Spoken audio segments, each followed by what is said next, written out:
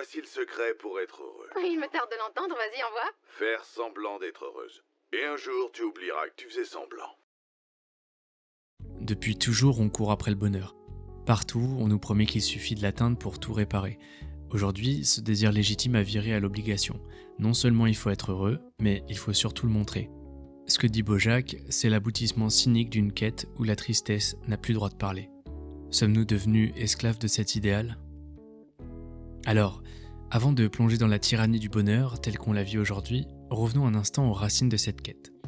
Dans l'Antiquité, Aristote proposait déjà le daimonia, ou si vous préférez, le démonisme. Et ça, c'est une doctrine philosophique qui se concentre sur l'accomplissement et l'épanouissement à long terme, plutôt que la recherche du plaisir permanent. C'est une question d'action adaptée à l'être humain et à nos capacités réelles. Un peu plus tard viendra les stoïciens, comme Épictète ou Marc Aurèle, qui ont renforcé cette vision. Le bonheur n'est pas dans les événements extérieurs, mais dans notre manière de les recevoir. La sérénité, pour eux, naît de la maîtrise de nos jugements, d'accueillir les difficultés, d'affronter les échecs en gardant notre sérénité. Bon, ça, on peut dire que c'est la base. Mais qu'en est-il aujourd'hui ?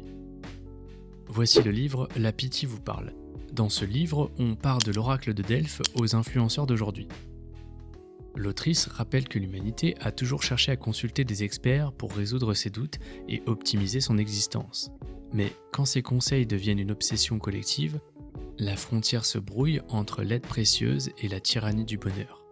Je me suis moi-même remis en question en faisant cette vidéo et en me rappelant les sujets que j'évoquais qui parlaient de la douleur, de la lucidité existentielle. Est-ce que je ne jouerais pas également à ce jeu sans m'en rendre compte ? Mais je réalise aujourd'hui que mon travail se place ailleurs que chez ces gourous qui vendent des solutions toutes faites du bonheur. Mes vidéos cherchent d'abord à poser des questions, à explorer les nuances de nos émotions et à accepter la part d'ombre, plutôt que de vendre un modèle universel de positivité. Je n'impose pas de méthode magique, j'invite à la réflexion et au partage.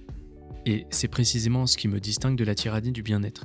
Je ne prétends pas vous donner la clé du bonheur, mais je vous accompagne pour reconnaître que l'authenticité, avec ses hauts et ses bas, est la voie la plus réelle vers une vie pleinement vécue.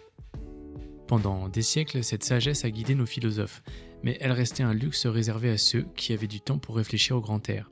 Et tout a basculé à la fin du XXe siècle, quand la psychologie positive est montée sur le devant de la scène. On a voulu étudier les gens heureux pour apprendre à tout le monde à s'épanouir. Le bonheur est devenu un objectif, accessible via des programmes et des coachs. À partir de là, se dessine une nouvelle idéologie, le bonheur comme projet avec ses méthodes et son label certifié bien-être. Le problème, c'est que lorsque la société fait du bonheur une obligation, il cesse d'être joyeux. Tous les moments de tristesse ou les baisses de morale vont devenir un échec, un signe que quelque chose ne va pas chez toi. Tu culpabilises de ne pas être au top, tu te sens coupable quand tu ne profites pas de la vie. Alors que justement, tu regardes ton feed Instagram et tu te compares à des vies parfaites. Au lieu de t'aider, cette quête te fragilise. Tu finis par redouter ces passages à vide, tu voudrais les éviter à tout prix, comme si une simple larme allait ruiner ta réputation de personne heureuse. Et le pire, c'est que ce marché émotionnel transforme nos sentiments en marchandises. On vend du coaching à 200 € de l'heure, des applis de méditation sous abonnement, on te promet du bien-être en illimité, et si ça ne fonctionne pas, c'est que tu n'as pas pris assez de cours ou que tu as un blocage personnel. L'échec redevient ta faute, tu n'as pas la bonne attitude ou suffisamment d'outils pour atteindre ce bonheur standardisé. Et ça, c'est exactement ce que dénonce l'essai Apicratie. Un régime dans lequel le marché du bien-être prospère parce qu'il répond à une injonction, masquer la souffrance, ne jamais flancher. On t'invite à consommer du bien-être pour mieux te rendre performant, docile, malléable. Dans le monde du travail, on parle de culture d'entreprise positive. Surveiller le taux de bonheur comme on surveillerait une courbe de production. Ce n'est plus « il faut imaginer Sisyphe heureux », mais « il faut que Sisyphe soit heureux ». Et c'est là qu'on touche au cœur du problème. Quand on n'a plus le droit d'échouer dans sa quête de joie, tous les moments tristes vont devenir un échec psychologique. On se dit « qu'est-ce qui cloche chez moi ?»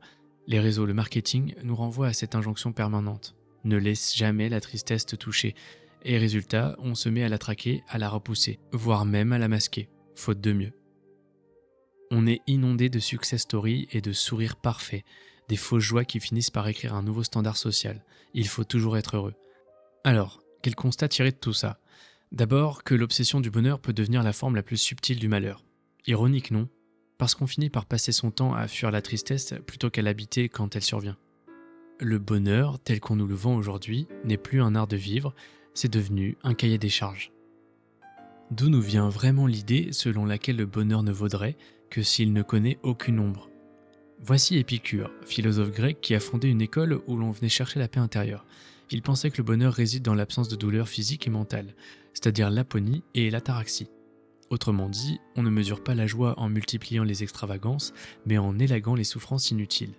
Le vrai bonheur naît quand on parvient à dégager son existence des peines superflues. Pourtant, si l'on vit dans un confort absolu, comment sait-on encore que l'on est heureux ? Sans contraste, il n'y a plus de relief et le mot même de plaisir perd son sens. À partir de là, je vais faire une bonne digression parce que je vais parler du paradis dans les religions. Donc si vous avez la flemme d'écouter et que vous voulez revenir au sujet principal, je vous mets le timecode pour la suite. Pour poursuivre sur le fait que sans souffrance, il n'y a pas de bonheur, une question me trotte dans la tête depuis longtemps et au vu de mes maigres connaissances sur la religion, en général, je voulais essayer de comprendre grâce aux croyants l'idée du paradis tel qu'on nous le décrit souvent. Un monde où tout est parfait, où chaque désir est comblé pour l'éternité. À première vue, c'est le summum du bonheur. Pourtant, si tout est déjà accompli, si chaque épreuve et découverte vous est offerte sans effort, que reste-t-il de cette pulsion qui nous pousse à grandir, à apprendre ou même à créer ? Certains théologiens eux-mêmes admettent que l'âme se développe en surmontant des obstacles. Or, dans un paradis immuable, il n'y a plus rien à surmonter. Le risque, c'est que l'amour parfait cesse d'être une aventure et devienne un simple souvenir. Et si l'on répond que le libre arbitre y persiste, on oublie que la liberté se nourrit de choix réels, de défis concrets. Sans terrain de jeu, notre volonté s'étiole. Alors je ne cherche pas à détruire la foi de qui que ce soit, mais à poser cette question. Un bonheur figé, aussi rayonnant soit-il, peut-il vraiment nous toucher ? Ou devient-il un calme plat où l'on s'ennuie à l'infini ? Bon, après je cherche la petite bête. Je serais de mauvaise foi si je ne disais pas que j'ai fait des recherches et que je suis tombé sur un texte qui décrivait le paradis comme un état et non comme un lieu. Pour résumer l'idée principale, le paradis, c'est cette participation à la nature divine, où le temps humain disparaît au profit d'un présent éternel toujours nouveau. Plutôt que d'imaginer une infinité de journées parfaites, on parle d'un instant vivant, imprégné de l'éblouissante surprise de Dieu. C'est ce que saint Paul appelle ce que l'œil n'a point vu, ce que l'oreille n'a point entendu, et que le catéchisme pose comme un bonheur suprême et définitif. Le père Éric Morin, lui, utilise la belle image du buisson ardent, une flamme inextinguible qui brûle sans se consumer. Autrement dit, le paradis ne serait pas un espace figé, mais un état d'être, une intensité perpétuelle qui nous dépasse et nous renouvelle à chaque instant. En fait, je ne peux pas concevoir ce paradis en tant qu'humain. Imaginons pourtant qu'un jour j'y accède. Je n'y entrerai plus comme moi, mais avec mes doutes, mes désirs contradictoires et mes blessures. Si je devenais résident de cet état de bonheur figé, ce serait en tant qu'une autre entité, peut-être une parcelle de divin, ou quelque chose que je ne peux même pas nommer aujourd'hui, parce qu'un humain qui connaît la peur, la joie éphémère, ne peut pas subitement se projeter dans une perfection inchangée sans renier tout ce qui fait son humanité. Je pense que si un tel paradis existe, il ne peut pas être conçu pour ce que nous sommes aujourd'hui. Il nous faudrait devenir autre chose. Des âmes réparées, des consciences transfigurées, débarrassées du désir et de l'angoisse. Mais alors, ce « nous » aurait renoncé à la liberté qui naît du manque, à la valeur que prend chaque instant parce qu'il s'achève. Peut-être qu'on parlera de tout ça dans une autre vidéo. Digression faite, revenons aux stoïciens, qui de leur côté ont poussé l'idée que c'est dans l'épreuve que la vertu se forge, et donc que chaque obstacle est un exercice. La difficulté est une matière première, l'occasion d'exercer son jugement et sa résilience. Le stoïcisme nous apprend que la souffrance n'est pas un accident, mais un laboratoire, où l'esprit se purifie et se fortifie. Le bonheur n'est donc pas l'absence d'épreuves, mais la capacité à les traverser sans se laisser briser. Avançons maintenant dans le temps jusqu'au XXIe siècle, où la souffrance devient un centre de gravité de toute réflexion sur la condition humaine. Ça faisait un petit moment que j'avais pas évoqué Schopenhauer, et lui, il n'est pas tendre. La vie, pour lui, est d'abord une pulsion aveugle, un choc perpétuel entre désir et frustration. Le bonheur, quand il se présente, n'est qu'un répit provisoire, une trêve dans la lutte incessante de la volonté contre le monde. Schopenhauer insiste sur le fait que nous sommes tous condamnés à souffrir, et que toute distraction n'est qu'un leurre. Vous connaissez aussi la célèbre phrase de Nietzsche « Ce qui ne me tue pas me rend plus fort », un mantra pour réinventer la joie par-delà la douleur. Mais ça, j'en ai déjà parlé dans d'autres vidéos, donc je vais pas m'étendre sur le sujet. Beaucoup de traditions philosophiques partagent l'idée que le but de la vie, c'est d'atteindre le bien, le bonheur. Mais pourquoi ? Objectivement, rien n'oblige à préférer la joie à la tristesse. Et ça, c'est un point de vue qu'un abonné m'a suggéré, et qui mérite qu'on s'y attarde. L'idée que la philosophie, souvent, se veut moralisatrice. au sens où elle présuppose que le bien vaut mieux que le mal, le bonheur mieux que la tristesse, la vie mieux que la mort. D'un côté, on pourrait répondre parce que la vie est notre condition, parce que survivre est inscrit dans notre nature biologique. Mais alors, ne retombe-t-on pas dans l'instinct de conservation ? On se cramponne à tout ce qui respire par habitude ou par crainte de l'inconnu qu'est la mort ? Revenons à Schopenhauer par exemple. Pour lui, l'évasion, littéralement le néant, apparaît parfois plus cohérent que l'acharnement à vivre. Les penseurs antinatalistes comme David Benatar iront jusqu'à dire que ne pas naître est préférable à naître pour éviter la souffrance. Et pourtant, la plupart des écoles philosophiques, platoniciens, stoïciens, utilitaristes, existentialistes, partent du postulat inverse. Il faut maximiser le bonheur, cultiver la vertu, transcender la souffrance. On instaure des idéaux et on oriente notre réflexion en ce sens. Alors si, dans l'absolu, il n'existe pas de raison ultime pour préférer la joie à la tristesse, pourquoi, malgré tout, notre réflexion et nos récits collectifs militent-ils toujours pour plus de vie ? Est-ce simplement par soumission à notre désir de conservation, ou parce que, au cœur de l'épreuve, nous avons découvert que c'est précisément la capacité à ressentir, quelle que soit l'émotion, qui donne de la valeur à notre passage sur Terre ? Je ne trancherai pas pour vous, mais je vous propose un petit détour conceptuel pour lâcher un peu la tyrannie du « il faut » et laisser s'exprimer une question peut-être dérangeante. Et si la tristesse, la mort, etc. n'étaient pas des échecs, mais des composants indispensables de tout sens ? En gardant ce qui nous retient au monde, on se rend compte que le véritable choix, c'est d'accepter tous les aspects de l'expérience humaine. Joie, peine, action et repos. Ce n'est pas un appel au nihilisme, mais une invitation à bâtir notre propre critère de valeur, plutôt que de subir un idéal de bonheur qui nous serait dicté. Maintenant, je vais vous introduire un regard un peu plus discret avec Monsieur Blaise Pascal, philosophe et mathématicien du XVIIe. Pascal a pointé l'extrême habitude de l'homme à rechercher des divertissements pour fuir son mal-être, toutes sortes de vanités. Nous sommes si effrayés par le silence de notre conscience que nous le couvrons de rumeurs et d'agitation. Nous préférons le bruit de l'écran à la réflexion, la fête à l'introspection. Là encore, sans accepter un peu de tristesse, on ne peut goûter le vrai calme, cette forme de bonheur qui naît de l'acceptation plutôt que de la dissimulation. Rappelez-vous ce que Bojack a dit. Fais semblant d'être heureux, et un jour, tu oublieras que tu faisais semblant. Eh bien, ça peut s'apparenter à l'hypothèse de la rétroaction faciale. En gros, c'est la formation d'une expression faciale qui envoie des signaux au cerveau, renforçant l'émotion exprimée.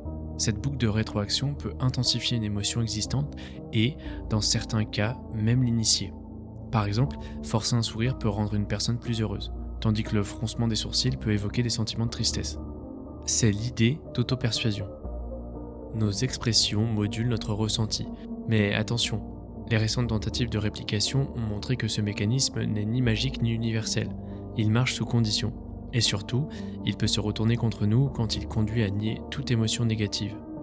En masquant la tristesse, on cherche à gommer l'ombre. Résultat, le moindre accroc psychologique va devenir une espèce de burn-out émotionnel.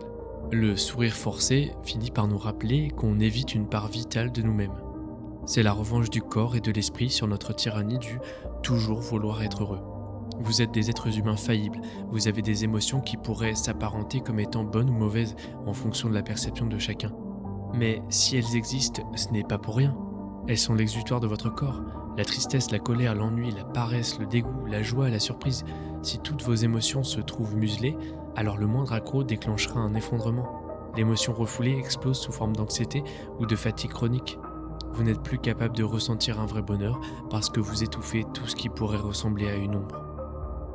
Épicure voulait chasser la peine, les stoïciens ont remis ça en question, mais c'est finalement revenu en force dans les coachings d'aujourd'hui. Mais partout, on finit toujours par comprendre que sans ombre, la lumière perd tout son relief. Mais attendez, certains n'acceptent pas cette injonction de masquer leur peine. Et vous me direz, bon bah super, du coup ils assument la part d'ombre. Oui, mais parfois ils sombrent dans l'extrême inverse. Ils se complaisent dans la mélancolie, transforment la tristesse en étendard et en font leur nouvelle identité. Ils s'y accrochent, en parlent sans cesse jusqu'à ce qu'elle les ronge à petit feu et les empêche de s'en détacher.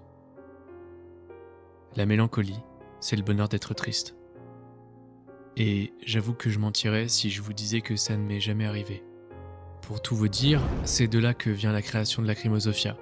J'ai toujours trouvé dans la mélancolie une forme de beauté divergente. C'est un sentiment particulier et assez complexe à décrire. Mais ne tombez pas dans cette addiction. Si vous célébrez sans cesse votre mal-être, vous restez prisonnier de cette douleur. Vous avez peur de guérir, parce que guérir, c'est se défaire de ce rôle de personne torturée, qui finalement vous allez si bien, et puis entre nous, ça romantise un peu notre vie. Votre tristesse devient un costume dont vous ne voulez plus sortir. Vous fétichisez votre malheur. Là aussi, l'intention peut sembler légitime, mieux vaut exprimer son chagrin que de le cacher. Mais quand la tristesse devient un argument pour se démarquer, on sait que quelque chose a dérapé. On glisse dans la victimisation. Regarde comme je souffre, regarde comme je suis plus authentique que toi. Quand on instrumentalise sa peine, on se met soi-même en prison. On redoute toute guérison. On s'astreint à rejouer le même refrain. On craint de retrouver la joie. Et cette nostalgie de la peine empêche toute nouvelle progression dans la vie. Bon, alors comment on fait et comment on s'en sort ? Le but, ce n'est pas d'effacer nos émotions négatives, mais de leur redonner leur juste place. Quand un échec vous pèse, laissez-le passer, sans vous juger. Quand une joie vous traverse, accueillez-la sans trop penser à la partager en story. Observez votre humeur comme on observerait la météo. Un jour nuageux, un autre ensoleillé. Vous ne pouvez pas changer la météo. Vous sortez votre parapluie et vous vous adaptez. Et si vous n'avez pas de parapluie, vous apprenez à danser sous la pluie, comme dirait Sénèque. Et ça, c'est reconnaître la tristesse sans la glorifier, cultiver la joie sans la contraindre. En somme, cessons de courir après un bonheur aseptisé qui nous vide de nous-mêmes. Et refusons la mélancolie exhibée qui nous enferme dans un rôle d'éternel blessé. Retrouvez entre ombre et lumière l'équilibre d'une vie pleinement vécue. Tout ce que je suis en train de dire a déjà été de nombreuses fois illustré dans certaines œuvres. On n'est pas obligé de regarder des grands films d'auteur pour comprendre tout ça. Prenons le film Vice Versa de Pixar. Dans ce film, les émotions sont personnifiées par des personnages, dans le corps d'une petite fille qui s'appelle Riley. Et le personnage de la joie, toujours optimiste, tente d'éliminer la tristesse pour maintenir le bonheur permanent. Mais lorsque tristesse prend le dessus, Riley se renferme et rien ne va plus. Ce n'est qu'en acceptant sa peine et en laissant tristesse s'exprimer que Riley peut renouer avec sa famille et atteindre un équilibre émotionnel plus profond. Bon, je vais être chiant, mais je cite souvent Fight Club, parce que philosophiquement, il est assez complet. Dans le film, le narrateur est coincé dans un job sans sens. Il est inondé d'articles de consommation et il est en quête d'un miracle qui ne vient pas, et son quotidien lui donne des insomnies. Il ne trouve pas de remède. Quand Tyler Durden l'entraîne dans sa création d'un club de combat clandestin, la douleur physique devient un catharsis. En lâchant la violence et la peur, il retrouve un sentiment de puissance, de vie réelle. Il retrouve le sommeil et un semblant de sens. Enfin, ça c'est au début. Mais pas de spoil pour ceux qui ne l'ont pas encore vu. Et je vous en donne un petit dernier avec une de mes séries préférées, Black Mirror, avec son épisode San Junipero. Et là, le bonheur est littéralement artificiel. Deux femmes âgées, Yorkie et Kelly, choisissent de passer l'éternité dans une simulation des années 80. Elles peuvent revisiter pour toujours leurs meilleurs moments. Le décor est totalement idyllique, mais la perfection finit par sonner faux. Le contraste brutal entre la joie immuable de San Junipero et le monde réel, où tout est fragile et imparfait, soulève la question, si le bonheur est garanti, qu'est-ce qui nous pousse à avancer, à créer des liens sincères ou à prendre des risques ? Cet épisode nous montre que la valeur de la joie tient précisément à son impermanence et à sa capacité à émerger après la peine. Bon, après, tout ça, ça reste de la fiction. Moi, j'ai envie d'entendre du réel, de capter vos voix à vous. Du coup, j'ai décidé de vous interroger et j'ai choisi quelques extraits qui me semblaient intéressants de vous partager et qui m'ont particulièrement touché. Ouais, pour ce qui est du grand blues, j'ai eu un énorme crash mental en avril dernier qui m'a valu un arrêt maladie de plusieurs semaines, etc. Et notamment à cause du bonheur de façade que j'avais construit. Mais le mien, il était artificiel, bon, mais c'est une addiction aux opioïdes que j'ai donc arrêté en avril dernier après 5 ans d'addiction. Et j'ai changé un peu ma vision du monde et d'être. J'ai dû commencer la musculation, qui m'a mis en avant un problème de santé extrêmement douloureux dans une partie du corps. Ce qui était assez ironique, sachant que je venais d'arrêter une addiction très dure à des médicaments qui enlevaient la douleur. Donc j'ai trouvé ça un peu ironique, mais c'est justement l'épreuve qui actuellement me fait grandir. Et le fait de traverser cette épreuve de douleur avec mes vraies émotions et rien de caché par les médicaments, les opioïdes, ma petite joie, ma petite fierté, ça vient de là. Même si au début, l'ironie de la situation a pu me mettre un petit peu en colère, ça va le faire. Salut, je m'appelle Noé, j'ai 23 ans et j'ai toujours été heureux. Du moins, j'ai essayé. J'ai toujours aimé la vie, j'ai toujours aimé les autres, j'ai toujours aimé le contact, la sociabilité, les liens, sourire, partager. Et ça m'a toujours aidé à ne jamais me confronter à toutes ces questions que je me posais, à tout ce brouhaha mental qui me lâchait jamais. Du coup, j'ai décidé d'être heureux et de le partager à tout le monde et de jamais arrêter ça. Jusqu'à un matin où j'ai plus du tout la force et je me suis rendu compte que je faisais semblant, que j'étais pas heureux et que je refusais de me confronter à des choses dont j'avais peur, par peur que ça me rende définitivement pas heureux, en fait. J'ai appris à m'y confronter, ça prendra sûrement toute une vie, ça m'a fait du mal, ça m'a rendu malheureux, mais je pense que la conscience, ça me rendra toujours plus heureux que je le serai jamais. Alors moi, du coup, mon histoire, elle commence il y a début décembre. J'ai rencontré une personne avec qui le feeling passait bien et il y avait ce truc justement de... Je vivais un drame familial et je pouvais pas trop faire face à ça parce que justement, il fallait paraître bien, il fallait paraître heureux. Sauf que j'y arrivais pas et justement, j'étais un peu trop négatif et ça me ressemblait pas. Je me reconnaissais plus du tout. Je ruminais, je me répétais sur des choses que j'avais déjà vécues, qui n'avaient plus lieu d'être en fait. Et donc ça a mené à il y a quelques temps, du coup, elle m'a bloqué parce qu'elle voulait pas de personnes négatives dans son entourage. Et moi, je suis tombé en dépression. Et depuis, je dois apprendre à gérer justement cette tristesse un peu plus banale.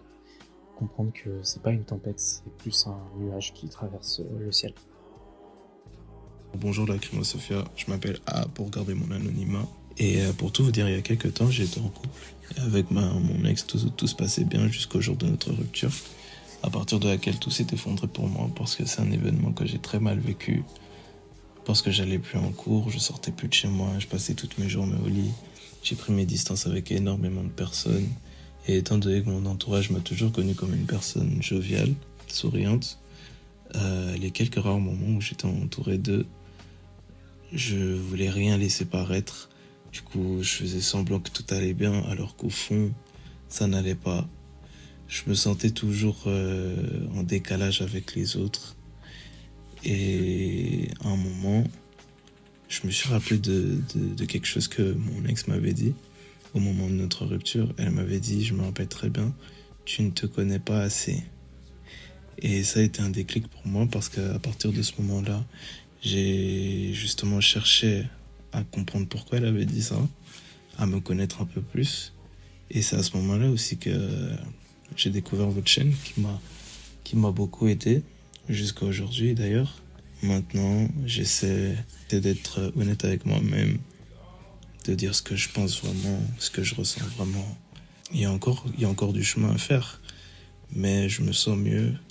J'essaie aussi, des fois, à mon échelle, d'aider les autres à traverser ce genre d'événements, des situations similaires à la mienne.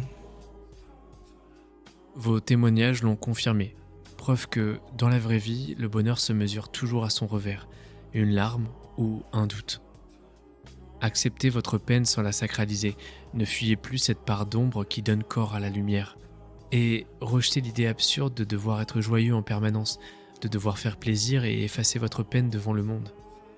Pour finir cette vidéo, je vous invite à partager en commentaire les moments où votre douleur vous a rendu le plus vivant. On pourra tous prendre note de vos histoires et vous pourrez montrer au monde que la souffrance est là pour une bonne raison.